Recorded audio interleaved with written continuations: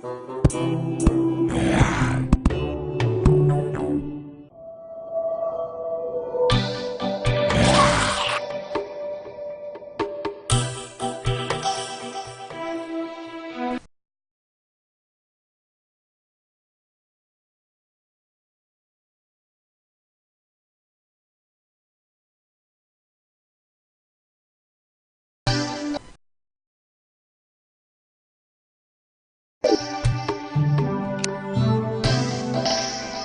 calm down.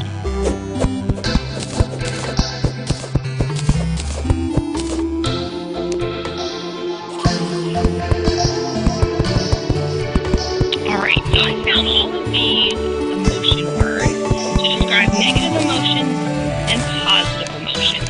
Okay, so they put them in the center of the circle and then drew all of the words out. So you can see up here at the top, negative emotions can be things like jealousy and frustration, sadness, shame, fear, grief, guilt, depression, despair, envy.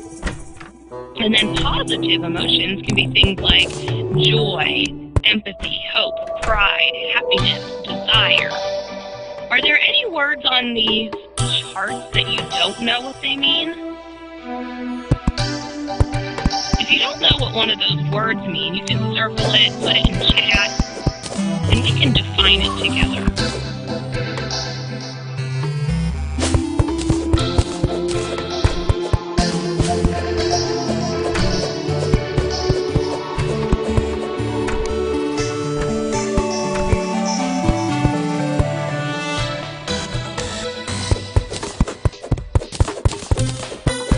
I don't know, Mrs. Jump, what do you think? They know the definition of all those words.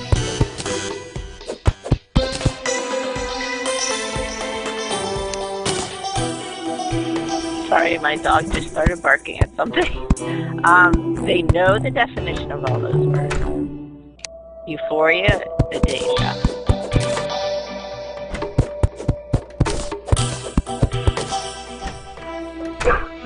The euphoria is just so happy. You're just so happy.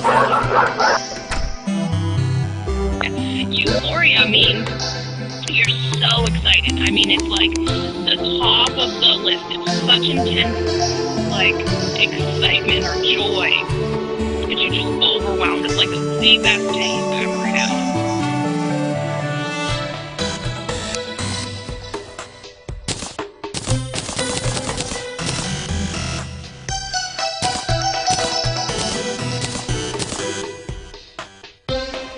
So thank you, Adasia, for picking one of those words and being honest that you might not know what it means.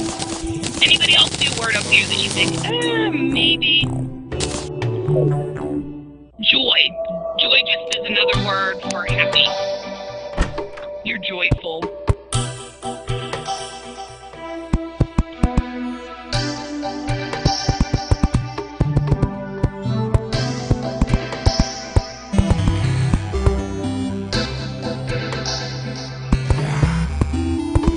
Hi, Samantha.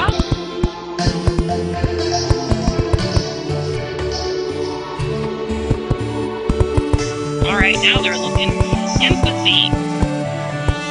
I think the best way, Henry, to describe empathy is like trying to, usually they say like empathetic, like you're empathetic to others, like you understand somebody else's feelings. Taking a walk in another person's shoes, for that expression, that's what being empathetic is, or having empathy. You kind of understand where they're coming from, where you feel with their feelings.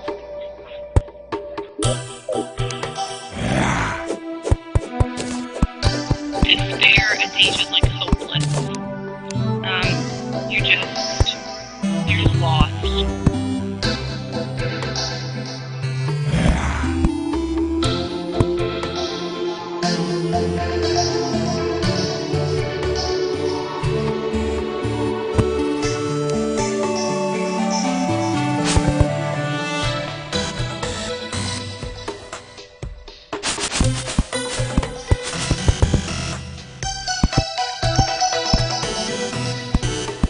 Alright, excellent. Thank you guys for picking out some words that you might not know, because part of it is learning to describe things with new words. And I'm sure that in your English courses you're going to find words like these, or in books that you have to read for class, that use these words, and maybe next time you'll hear them and you'll recognize them.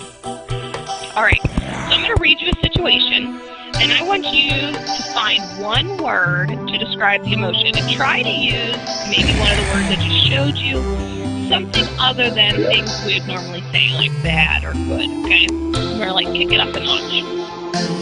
So here's the situation for the first one. We let a friend borrow our favorite CD, okay? Our friend took forever to return the CD, and then when we got it back, we realized that it had a scratch in it because it now skipped on a couple of the tracks. How would you feel if that happened to you?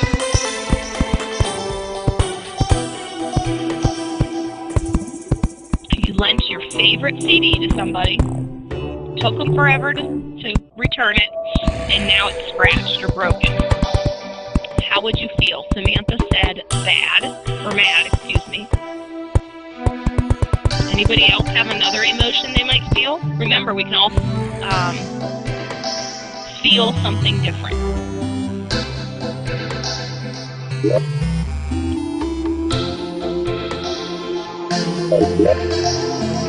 Upset.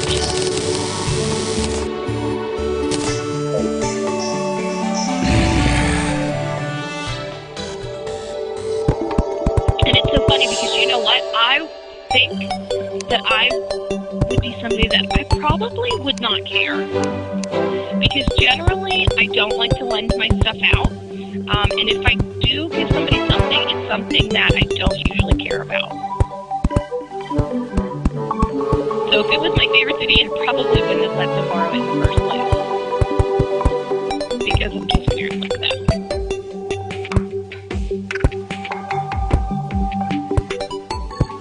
Okay, so probably going with the majority of the people in the room, it would be an uncomfortable feeling, right? This is probably a situation that you feel like, oh, now what do I do, right? This is my good friend, and now we have a bad situation.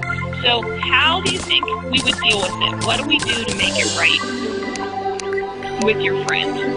Looks like Adasia said you would make them replace it, maybe?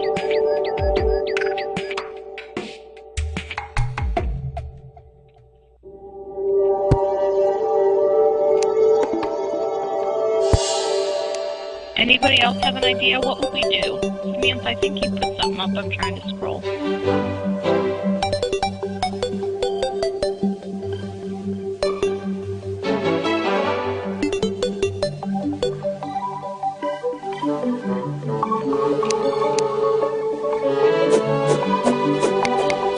Any other ideas other than just having them replace it?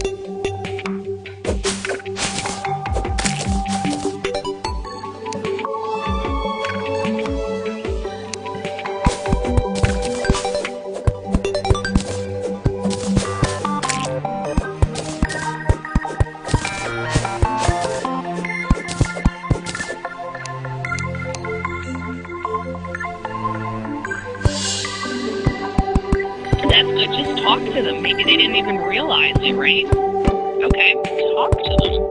That's a good one. Ask if you can borrow something they love. Okay, good.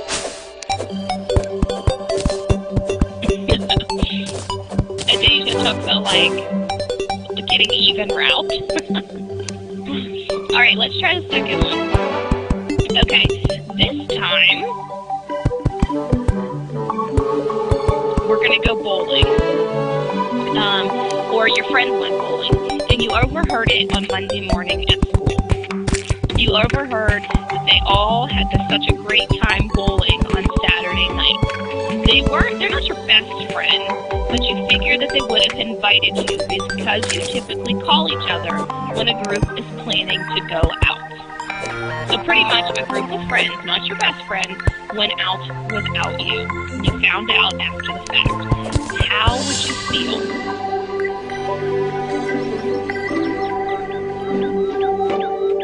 How would you feel if a group of your friends went out without you? Confused. That's a good one. Sad. I would say hurt.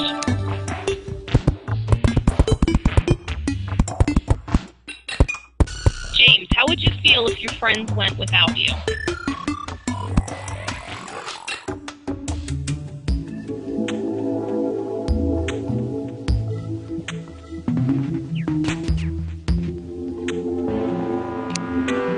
Okay, so most of us pick uncomfortable words. So how could we fix it? Alright, I see James typing. Excellent.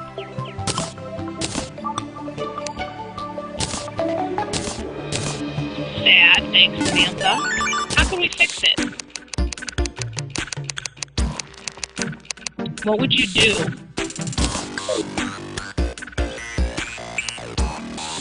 Brandon, what would you do with those friends? Would you confront them? Would you just ignore it?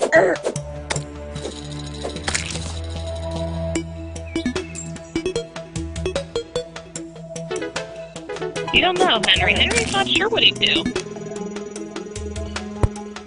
This has probably happened to somebody. It happens a lot in girl world, Mrs. Tarnowski, so my daughters have dealt with this a lot. And it's very confusing and sad and hurt. They end up wondering why. And I always tell them, well, maybe next time you see them, you should have said, you know what, I really would have liked to have gone bowling with you. You know, just leave it at that, or sometimes I know they really don't say anything. Alright, and that's kind of what Miss Jessica said too. Mention that you like bowling and that you'd be interested in going next time.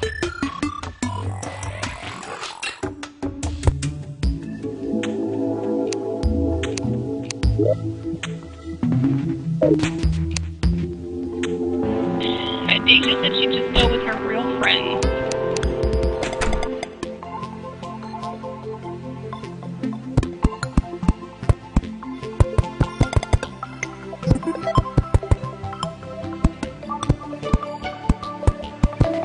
I think I'd wait and see if it happened again. The first time I would probably just ignore it, and then if it kept happening or happened a second time, then I'd probably say something.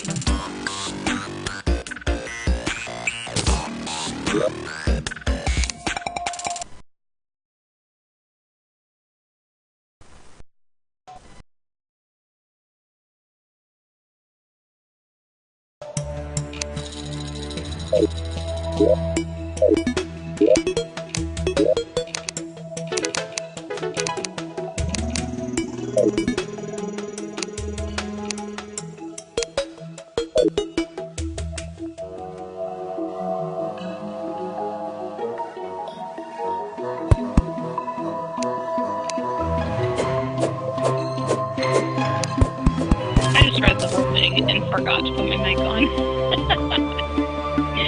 Okay. Alright, let's try this one again. Ready? This is the last situation we're going to do together. Alright, so you're at work.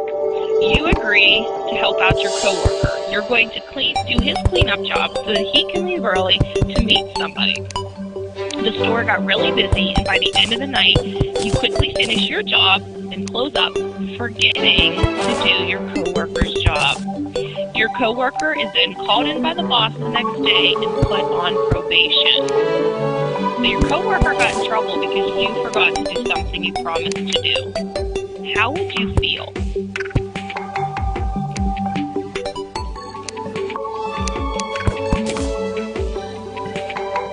You feel bad?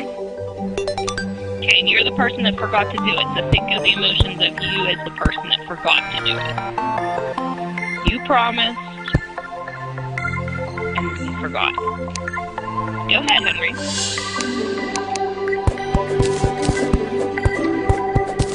The mic is on if you want to talk. Okay, I mean, I kind of could see that it would be my problem that I should have cleaned up, but it's also his fault. Also, if he wanted to see the person bad, he should have cleaned up his mess first before leaving. Okay, you're right there. So maybe I'm going to use the word confused, because you're kind of like, you're torn as, like, yeah, I said I'd do it, but it's still his responsibility. Okay, Curtis agrees with you in chat.